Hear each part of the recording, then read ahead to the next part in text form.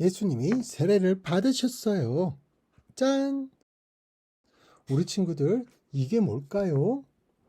우와, 여기 보니까 비누도 있고 치약도 있고 샴푸도 있어요. 이 비누와 치약 그리고 샴푸가 공통점이 하나 있죠.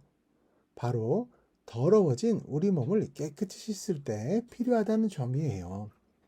비누로는요, 우리는 손과 발과 얼굴을 깨끗하게 씻지요. 입안을 치카치카치카 양치할 때는 치약을 사용해요. 또 머리는 샴푸로 감지요. 우리는 몸이 더러워졌을 때 비누나 치약, 샴푸 등을 사용해서 깨끗이 씻어요. 근데 여러분, 마음이 더러워졌을 때는 어떻게 해야 할까요? 우리 마음이 죄로 더러워졌을 때 어떻게 하면 깨끗해질 수 있을까요? 죄로 더러워진 마음도 비누나 치약, 샴푸로 깨끗하게 씻을 수 있을까요? 그래요. 그럴 수 없어요.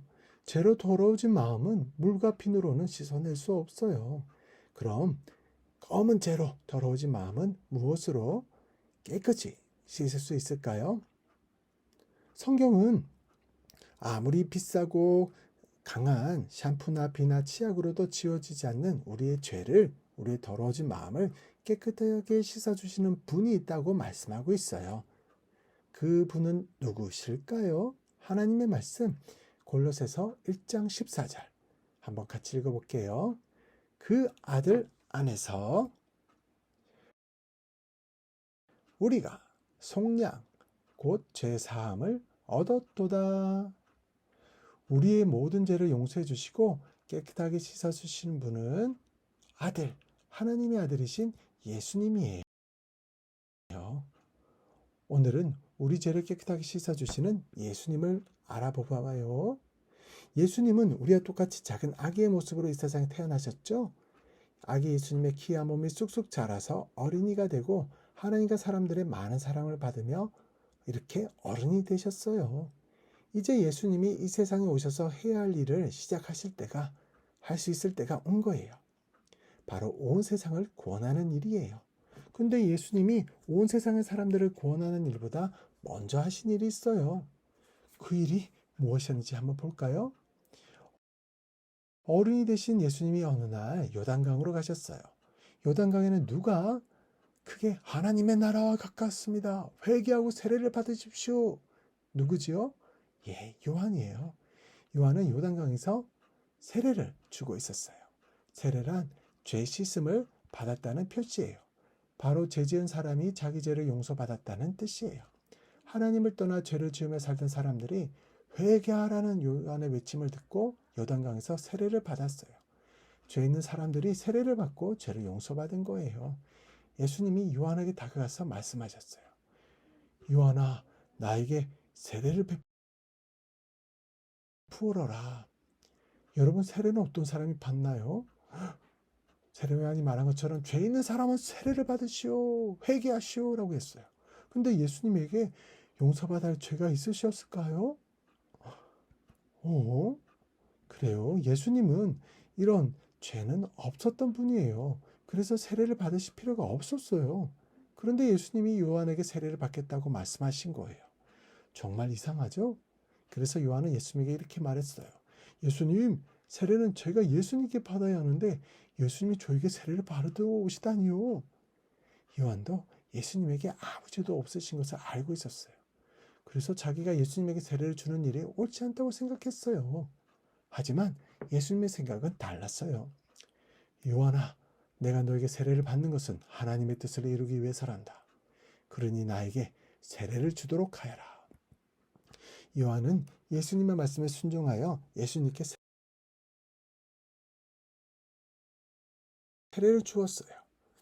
예수님이 세례를 받고 물 밖으로 나오실 때 놀라운 일이 일어났어요. 우와, 하늘이 열리고 성령님이 예수님 위로 내려와 머물렀어요. 그리고 하늘로부터 하나님의 소리가 들려왔어요.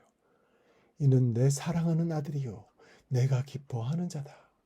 이렇게 하나님은 예수님의 이런 모습을 보고 기뻐하셨고 그곳에 있던 사람들은 예수님이 하나님의 아들이심을 알게 되었어요. 그런데 여러분, 아무 죄도 없으신 예수님이 세례를 왜 받으셨을까요? 예수님이 세례를 받는 일이 어떻게 하나님의 뜻을 이룰 수 있을까요? 세례란 원래 제 씻음을 받았어요 했다는 표시예요. 예수님은 죄가 없지만 지은 죄를 회개하는 사람들처럼 세례를 받으셨어요. 그래서 사람들에게 예수님이 하실 일에 대해 미리 보여주셨어요. 예수님이 사람들의 죄를 깨끗이 씻어주는 일을 하게 될 것임을 알려주신 거예요. 예수님은 십자가의 죽으심으로 사람들의 죄를 깨끗하게 씻어주시기 위해 이 세상에 오셨어요. 이 일은 오직 예수님만 할 수 있어요. 세례받을 필요가 없는 예수님이 모든 사람의 죄를 깨끗하게 해주실 바로 그 하나님의 아들 메시아임을 알려주는 거예요. 그래요, 우리 친구들, 우리의 죄를 깨끗하게 씻어주시는 분은 누구라고요? 예수님이에요. 우리는 오직 예수님만 우리의 죄를 깨끗하게 씻어주시는 분임을 믿어야 해요. 나의 죄를 깨끗하게 씻어주시는 분이 예수님이라고 믿는 친구는 자, 한 손을 들어볼까요? 예수님 나의 죄를 깨끗하게 씻어주심을 믿는 친구들은 손을 번쩍, 예수님만이 나의 죄를 깨끗하게 씻어주는 분이심을 믿는 친구들은 두 손을 모아 가만히 목사님을 따라 고백해 볼까요? 나는 예수님만 나의 죄를 씻어주시는 분임을 믿어요. 그래요. 오직 예수님만 나의 죄를 깨끗하게 씻어주시는 나의 구원자이심을 믿으며 살아가는 우리 모두가 되도록 해요. 우리 친구들, 예수님은 우리의 죄를 씻어주시는 그 어떤 비누도 샴푸도 세탁 세제도 할 수 없는 그것을 예수님은 나의 죄를 깨끗이 씻어주시는 분이에요. 이 좋으신 예수님이 우리를 위하여 오셨대요. 이 예수님께 감사하는 우리 한 주가 되어요. 사랑하고 축복합니다. 예수님 감사드려요.